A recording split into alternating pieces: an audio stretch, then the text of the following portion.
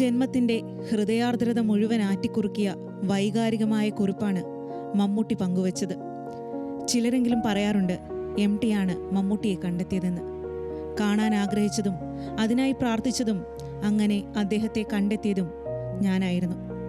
4-5 മാസം മുൻപ് എറണാകുളത്ത് ഒരു പ്രോഗ്രാമിനിടയിൽ കാലിടറിയ അദ്ദേഹത്തെ പിടിക്കാനാഞ്ഞ എൻ്റെ നെഞ്ചിൽ ചാഞ്ഞു നിന്നപ്പോൾ ആ മനുഷ്യൻ്റെ മകനാണ് ഞാനെന്ന് എനിക്ക് തോന്നി.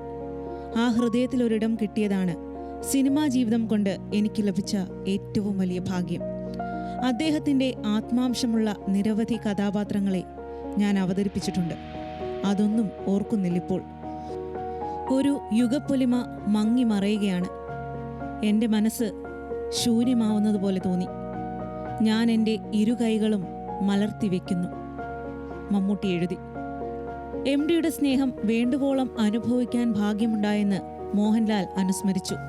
വീട്ടിലെത്തി MDക്ക് അന്ത്യാഞ്ജലി അർപ്പിച്ചതിനു ശേഷം ചുരുങ്ങിയ വാക്കുകളിൽ മാധ്യമങ്ങളോട് ഇങ്ങനെ: വളരെയധികം ഒരുപാട് പ്രാവശ്യം കാണുന്നില്ലായിരുന്നെങ്കിലും വളരെയധികം സ്നേഹം അങ്ങോട്ടും ഇങ്ങോട്ടുമുള്ള ആൾക്കാരായിരുന്നു.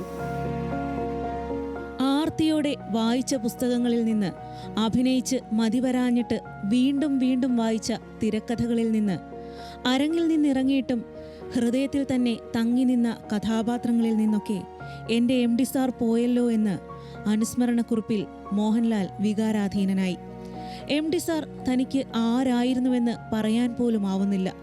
എല്ലാമായിരുന്നു എന്ന് പറഞ്ഞാലും കുറഞ്ഞു പോവും. പഞ്ചാഗ്നിയിലെ റഷീദിനെ പോലെ, സദയത്തിലെ സത്യനാഥനെ പോലെ ആ ഇതിഹാസം മനസ്സിൽ സൃഷ്ടിച്ച കഥാപാത്രങ്ങൾക്ക് ജീവൻ നൽകാൻ കഴിഞ്ഞതിൽ പരം ഒരു ഭാഗ്യം ഇനി വരാനുണ്ടോ? മോഹൻലാൽ കുറിച്ചു. MD തനിക്ക് ജ്യേഷ്ഠ സഹോദരനായിരുന്നുവെന്ന് അടൂർ ഗോപാലകൃഷ്ണൻ. കൈവച്ച മേഖലകളിലെല്ലാം മറ്റുള്ളവരെ അതിശയിപ്പിച്ച, വിശേഷണങ്ങൾക്കതീതനായ മഹാപ്രതിഭയായിരുന്നു MT. ഞങ്ങളെപ്പോഴും നിരന്തരമായി സംസാരിക്കുകയോ കൂടെ കാണുകയോ ചെയ്യാറില്ല, അങ്ങനെ ഉണ്ടായിട്ടില്ല. പക്ഷേ എനിക്ക് അദ്ദേഹം മലയാള സാഹിത്യത്തിലെ മഹാപ്രതിഭകളിൽ ഒരായിട്ടാണ് ഞാൻ അദ്ദേഹത്തെ കണ്ടിരുന്നത്.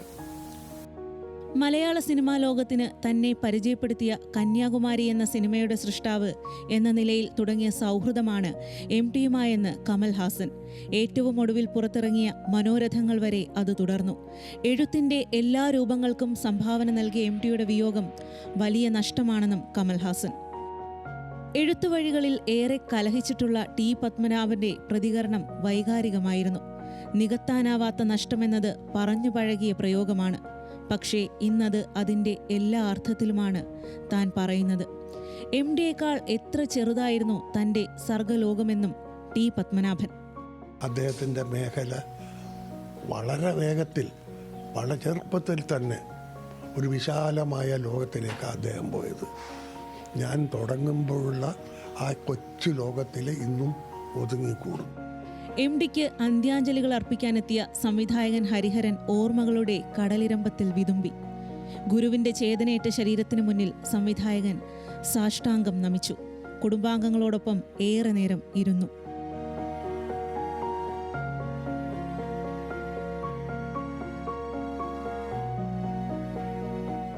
തന്റെ തലമുറയിലെയും ഈ തലമുറയിലെയും എഴുത്തുകാരുടെ മാതൃകയായിരുന്നു MT എന്ന് ശ്രീകുമാരൻ തമ്പി.